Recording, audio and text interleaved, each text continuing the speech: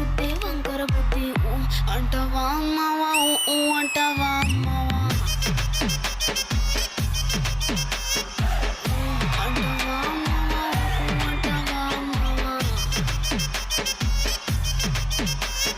తెల్ల తెల్లగుంటే ఒకడు తల్ల కిందులవుతాడు నల్ల నల్లగుంటే ఒకడు అల్లారల్లరి చేస్తాడు తెలుపు నలుపు కాదు మీకు రంగుతో పని ఏముంది